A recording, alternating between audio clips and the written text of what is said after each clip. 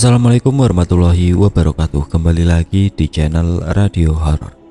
Untuk kisah kali ini ada sebuah cerita yang ditulis oleh akun Twitter yang bernama @alderbert_rustic.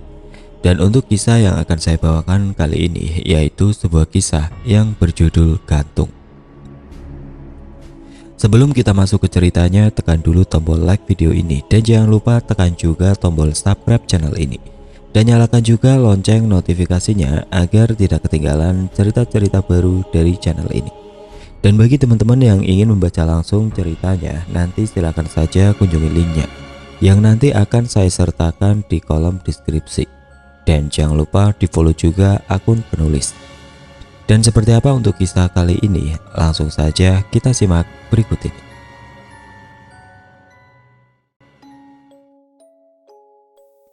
Nama toko dan lokasi kejadian kayak biasa akan disamarkan demi kenyamanan bersama.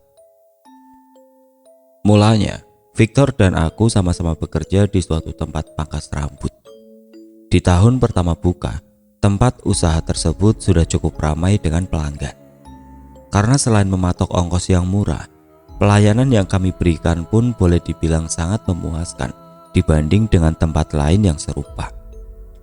Pemasukan yang melimpah membuat bos kami yang terkenal pelit senyum-senyum setiap saat. Jika si bos mukanya selalu tersenyum ceria, lain halnya dengan Victor. Wajahnya bertekuk masam melihat si bos yang dia nilai tidak mau peduli dengan keadaan karyawannya. Victor mengeluh perihal gaji yang dibayarkan terlalu rendah untuk tempat usaha yang sudah semakin maju. Apalagi si bos memang pernah berjanji akan memberikan bonus bila pelanggan ramai. Namun nyatanya janji tinggal janji. Bonus yang diiming-imingkan ke kami tersebut pun hilang kabarnya. Yang bikin hamba emosi, terpaksa aku dan Victor harus bekerja ekstra keras karena karyawan yang ada hanya kami berdua. Parahnya lagi, si bos tetap enggan untuk merekrut karyawan lain. Padahal pelanggan sudah membludak. Victor habis kesabaran. Ia pun menuntut haknya yang pernah dijanjikan oleh si bos. Tapi memang dasarnya bos kami ini hatinya terbuat dari batu. Semua yang dikeluhkan oleh Victor hanya dilepehkan begitu saja. Akhirnya Victor capek sendiri dan memilih untuk mengundurkan diri. Ia juga sempat mengajakku, namun karena situasi yang tidak memungkinkan, aku belum siap untuk berhenti kerja sekarang. Dan Victor pun pergi. Sekitar 6 bulan kemudian Victor menghubungiku. Dari info yang ia sampaikan, alih-alih bekerja di tempat lain, kini ia malah membuka tempat pangkas rambut sendiri. Selaku teman yang baik, tentu aku turut senang dengan kabar baik ini. Jam, malam nanti lo kesini ya? Seru Victor lewat telepon. Oke, tapi agak maleman ya, soalnya gue mau ngejenguk cewek gue dulu di rumah sakit, jawabku. Iya deh, gue tunggu ya, balas Victor. Lalu ia mengirimkan alamat lokasi yang akan aku datangi nanti. Jam menunjuk ke angka 10 lebih sedikit ketika aku tiba di sana. Tempat tersebut berupa sebuah ruko kecil di pinggir jalan yang tergolong sepi. Di depannya ada pelang yang tertulis pangkas rambut Bang Victor. Aku senyum sendiri, berarti aku tidak salah alamat. Pintu besinya nampak tertutup, kemungkinan Victor sedang berada di luar. Loh, gimana sih dia? Katanya udah nungguin, gumamku. Saat hendak menelpon Victor, aku lihat pintu besi itu tidak sepenuhnya tertutup rapat. Masih ada sedikit celah yang membuatku bisa mengintip bagian dalam ruko tersebut. Lampu menyala sebagian, tapi tidak kelihatan ada siapapun di situ. Kuduga Victor mungkin hanya keluar sebentar saja, sehingga pintu tidak ditutupnya dengan rapat. Ketimbang menunggu sendirian di luar, aku memutuskan untuk langsung masuk saja ke dalam. Isi di dalam ruangan tersebut termasuk sedikit. Ukurannya juga terlalu ngepas untuk memuat barang banyak-banyak. Hanya ada satu kursi tempat memotong rambut pelanggan. Di depan kursi tadi terdapat sebuah meja yang di atasnya tertata berbagai macam keperluan memangkas. Selain beberapa cermin di dinding, ada juga poster besar dengan macam-macam model potongan rambut. Untuk mempercantik ruangan, tertempel pula hiasan-hiasan yang keren di dindingnya. Terakhir, Sebuah TV tabung model lama berukuran cukup besar terparkir di pojok ruangan. Wow, lumayan juga ini tempat, gumamku kagum. Puas melihat-lihat, aku memilih untuk duduk di kursi plastik yang tersedia. Aku coba untuk menghubungi lagi ponsel Victor, namun setelah berkali-kali masih saja tetap tidak aktif. Kemana ya itu orang? Pikirku heran. Loh, Jamie, kapan lo sampai? Sapa Victor yang tahu-tahu muncul di depanku. Aku sedikit terperajat. Lo malah ngagetin gua aja, Vic, gerutuku. Dari mana sih lo tiba-tiba nongol begitu? Dia tertawa. Maaf dah, gua ketiduran di dalam. Ini aja baru bangun, jawabnya. Ngapa nggak langsung manggil gua pas masuk tadi? Pintunya nggak ketutup rapat. Gua kira lo lagi di luar, rupanya lo molor di dalam, jelasku. Victor hanya manggut-manggut. Lo tunggu bentar ya, gue buatin kopi dulu. Gak usah, Vic, gue udah ngopi tadi di rumah sakit, tolak. Kalau gitu lo minum air putih aja dah, lumayan buat gua ngirit kopi, ucap Victor nyengir. Sama saja lo dengan si bos, sama-sama pelit, ledek. Victor tergelak seraya menuju ke belakang. Tidak lama ia muncul dengan segelas air putih di tangan. Aku yang memang menahan haus langsung menegak air yang ia bawa. Namun aku semburkan air tersebut sebelum sempat aku telan habis. Airnya berasa pahit, baunya pun agak tengik. Aku berjengkit. Bangke lo, Vic, ini air lo mungut dari comberan mana? Protesku sambil menahan muat. Sembarangan aja lo, tuh air gua ambil dari galon di dalam. Emang kenapa sih? Gila Victor. Kok rasanya gini? Seruku. Ia malah ketawa melihatku yang kayak orang bego. Gua ambilin lagi deh kalau lu gak percaya. Ah, gak usah lah, haus gue juga udah hilang, tukasku. Victor meraih remote lalu menyalakan TV. Gambar yang ditampilkan buram, suaranya juga berdesir. Antenanya pasti sudah rusak. Tapi Victor menontonnya dengan serius, padahal siarannya nyaris tidak bisa dilihat. HP lu kemana, Vic? Dari tadi gua hubungin gak aktif mulu. Tanyaku memulai obrolan setelah jeda sekian lama. Ketinggalan di rumah, jawab dia singkat. Emang lu gak tidur di sini? Victor diam. Ia hanya menggelengkan kepala. Lama juga lu gak ngasih kabar. Tahu-tahu udah punya usaha sendiri saja. Salut gue sama lu, pujiku tulus. Ya namanya juga hidup, Jam. Ada perjuangannya juga, gila Victor. Tapi suaranya bergetar. Raut wajahnya juga kelihatan sedih. Kutatap dirinya dengan seksama. Ia memang banyak berubah. Dibanding dengan yang dulu, tubuhnya sekarang jauh lebih kurus. Rambutnya yang panjang sebahu acak-acakan, seperti lama tidak dikeramas. Padahal model kegemarannya adalah rambut cepak seperti tentara. Wajah Victor pun nampak kuyuh, tidak bersemangat. Matanya sayu, seperti kurang tidur. Lo lagi gak sakit kan, Vic? Curigaku. Enggak, gua gak apa-apa kok, tukasnya. Cuma kalau ada yang dipikirin sih iya. Pikirin apa lagi sih lo? Udah punya usaha pribadi, kan lo gak perlu lagi capek-capek banting tulang kayak dulu, ucapku. Victor tersenyum sendu. Lo gak tahu sih, ia berkata pelan. Mata Victor lalu beralih lagi ke layar TV, tapi pandangannya menerawang kosong. Suasananya mendadak jadi canggung. Aku merasa tidak enak hati. Kalau gitu, gua pamit dulu ya, Vic. Kataku memutuskan untuk pulang saja. Aku takut kalau kehadiranku malah mengganggu. Kalau ada perlu, lo hubungi gua aja. Victor menoleh padaku. Lo nggak mau dengar cerita gua dulu? Tanyanya. Ah, cerita lo? Cerita apaan? Ia menatap mataku dengan ekspresi aneh. Lu kan suka cerita horor, masih sering lu baca cerita-cerita gitu, kata Victor.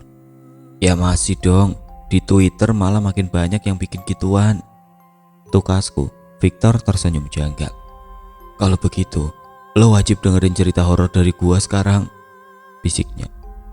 Aku jadi agak ngeri dengan senyumnya yang janggal. Oke, gue dengerin cerita lu, tapi jangan lama-lama ya. Victor tertawa pelan sebelum memulai. Dulu, ruko yang gua sewa sekarang ini awalnya adalah sebuah rumah, ucap Victor. Karena suatu masalah, si pemilik terpaksa harus berhutang kepada seorang rentenir. Dan lo pasti bisa menebak apa akibatnya kalau meminjam duit dari lintah darat kan? Aku mengangguk pelan. Singkat cerita, empunya rumah ini diteror terus oleh si rentenir agar semua hutangnya dilunasi. Sedangkan dia sendiri merasa sudah nggak mungkin lagi sanggup membayar karena nilai hutang dan bunganya itu udah nggak kehitung lagi saking banyaknya. Ia pun lelah. Lalu, tanyaku. Victor berucap dalam. Ya, ia lelah dengan semua hutangnya, lelah diteror, lelah dengan hidup ini. Akhirnya dia memilih untuk menghabisi nyawanya sendiri. Ia pun gantung diri di sini, di ruko ini. Rambut di tengkukku berdiri merinding. Lo tahu nggak, Jem? Posisi di mana dia gantungin diri, kata Victor dengan suara berbisik. Mana gue tahu, gilaku cepat. Tuh, di dalam kamar tidur yang gua tempati ini sekarang. Dan lo mau tahu nggak? Apaan sih dah? Sergaku mulai takut. Kadang-kadang dia suka nampakin diri ke gua di kamar itu. Malah dia ngajakin gua untuk mati menggantung diri, sama seperti dia. Lirik Victor. Tenggorokanku tercekat mendengar kalimatnya barusan. Anjir, serem amat ceritanya, pikirku. Alah, bercanda aja lo. Lo kira gue bakal percaya dengan dongeng macam gitu? Aku mengolok. Victor tersenyum penuh arti. Mau percaya atau enggak, itu terserah lo. Lalu ia beranjak masuk ke dalam. Mau kemana lo? Panggilku. Tapi ia tidak mendengar, malahan melengos pergi. Mungkin ia mau ke toilet. Aku menghela nafas. Sialan, gumamku. Datang jauh-jauh ke sini bukannya disuguhin makan atau apa gitu. Aku malah dijejali cerita horor yang tidak jelas juntrungannya. Sebenarnya ia tidak pernah bertingkah aneh sebelum ini. Bisa jadi ia sedang banyak pikiran sehingga bicaranya agak ngelantur. Begitu dugaanku. Tapi hampir 30 menit berlalu, Victor tidak kunjung keluar dari dalam ruangan. Masa iya dia tertidur? Kan lagi ada tamu, pikirku. Aku jadi risau sendiri, padahal aku sudah ingin pulang. Lalu aku putuskan untuk menghampirinya daripada harus menunggu lama-lama. Ruang tengah yang aku masuki kosong dan pintu kamar kecil yang ada di situ posisinya terbuka. Tidak kelihatan batang hidung Victor di sana. Sedangkan pintu kamar tertutup rapat dengan suara-suara samar dari dalamnya. Aku ketuk pintu tersebut sambil memanggil-manggil Victor. Vic, lo di dalam ya? Gua udah mau cabut nih. Ada yang menyahut. Jamie. Darahku terkesiap mendengar suara erangan tersebut. Itu suara Victor. Sesuatu sedang terjadi padanya. Victor, pekiku sambil berusaha membuka pintu yang terkunci dari dalam. Karena kalap, aku tendang kuat-kuat daun pintunya hingga jebol seketika. Tepat di depan mataku, tubuh Victor tergantung di langit-langit dengan leher terjerat seutas tali. Mulutku terengah-engah, wajahnya membiru, kedua bola matanya melotot, seakan hendak melompat keluar. Bibirnya menyebut namaku, namun suaranya tertahan karena kerongkongannya tercekik dengan ketat. Kakinya meronta-ronta, seperti hendak mencari tempat untuk berpijak. Aku panik bercampur takut setengah mati. Gue turunin lo, Vic, bertahan Vic, seruku. Aku mendekat hendak meraihnya, tapi tiba-tiba Victor tertawa terkekeh-kekeh. Bahkan tawanya dibarengi dengan darah kental yang mengalir dari sela mulutnya. Sekujur tubuhku meremang. Begini nih caranya gua mati, Jam. Aku tidak berkutik menyaksikan ini. Lo mau gabung sama gua? Ajak Victor dengan suara parau. Kalau lo mau, ikuti saja dia. Jarinya menunjuk ke satu arah. Muncul sesosok lain dari belakang tubuh Victor yang tergantung. Lelaki tua itu bertelanjang dada, memperlihatkan tubuhnya yang kurus kering, namun perutnya buncit luar biasa. Pada lehernya juga terlilit tali dan kepala orang ini terkulai miring ke sebelah kiri. Mulutnya menyeringnya mengerikan, memamerkan deretan gigi yang dipenuhi oleh liur bercampur darah. Victor semakin mengejang. "Ikut gua, Jeb, temani gua," kekehnya. Sosok tidak dikenal tadi mulai maju mendekat dengan langkah terseok. "Ini gak beres, ini gak benar, tapi ini nyata." Aku ingin segera melarikan diri, namun kaki ini entah kenapa jadi kaku. Aku gemetar ketakutan dan rasanya aku mau pingsan. Syukur entah datang dari mana kekuatan itu, aku dapat menguasai diri dan berhasil kabur keluar dari sana sambil menjerit-jerit seperti orang yang kesetanan. Siang harinya jasad Victor selesai dievakuasi oleh pihak berwajib. Ia telah tewas karena menggantung dirinya sendiri di dalam kamar itu. Dari hasil visum, diduga kuat ia telah mati bunuh diri dari 4 hari yang lalu. Aku tidak percaya, padahal baru tadi malam aku bertemu dan ngobrol dengannya, walaupun berakhir dengan kejadian mengerikan. Sekedar memastikan, aku periksa lagi isi pesan darinya yang memintaku untuk datang. Sekali lagi aku melongo heran. Setelah ku cek baik-baik, ternyata pesan tersebut dikirim oleh Victor sejak sebulan yang lalu. Aku benar-benar tidak habis pikir. Padahal ponselku selalu aktif. Semestinya setiap pesan yang baru masuk pasti akan terbaca. Tapi kenapa kali ini pesannya baru masuk sehari yang lalu? Kepalaku jadi pusing. Terlalu banyak keganjilan yang terjadi malam tadi. Dan fakta lain yang aku temukan, ternyata tidak pernah ada orang selain Victor yang mati bunuh diri di ruko tersebut. Hal ini aku ketahui setelah bertanya pada warga sekitar. Entah dari mana Victor mendapatkan cerita itu. Atau mungkin diakibatkan kadar depresi yang begitu tinggi, sehingga otaknya berhalusinasi sedemikian rupa. Dan kisah tragis yang ia kemukakan semalam, kupastikan itu adalah kisah tentang dirinya sendiri. Kasihan Victor, ia pasti tidak punya teman untuk berkeluh kesah. Aku maklum, karena secara pribadi, Victor orangnya sangat tertutup. Lagi pula, ia memang sulit untuk bergaul dengan orang lain. Dia terlalu minder. Hanya bermodal semangat dan nekat, ia mampu bertahan. Namun sayang, ia gagal. Perjuangannya harus terhenti dan ia lebih memilih untuk bunuh diri. Aku terisak menangisi kepergiannya. Selamat tinggal kawan, semoga engkau damai di sana. Konon katanya seseorang yang mati dengan cara tidak wajar, maka arwahnya akan bergentayangan di dunia. Menurut pengakuan masyarakat yang tinggal di sekitar ruko itu, sosok mirip Victor sering menampakkan diri di wilayah tersebut. Biasanya ia terlihat di depan ruko dengan posisi berdiri sambil memiringkan kepala.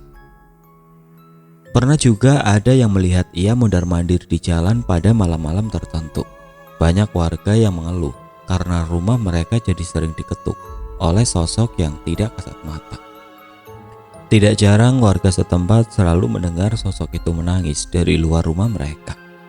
Beberapa kali Victor mendatangiku lewat mimpi. Kondisinya sangat mengenaskan, persis seperti yang aku lihat pada malam itu.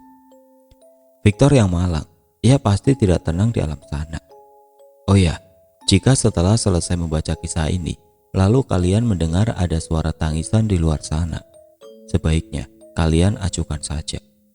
Aku takut itu adalah Victor yang datang untuk mengajak kalian supaya mau menemaninya.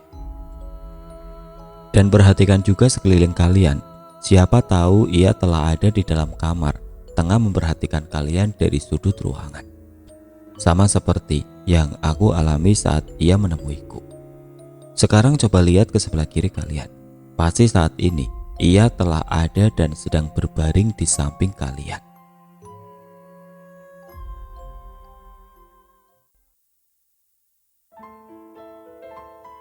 Sekian untuk cerita kali ini. Semoga teman-teman suka dan terhibur dengan kisahnya.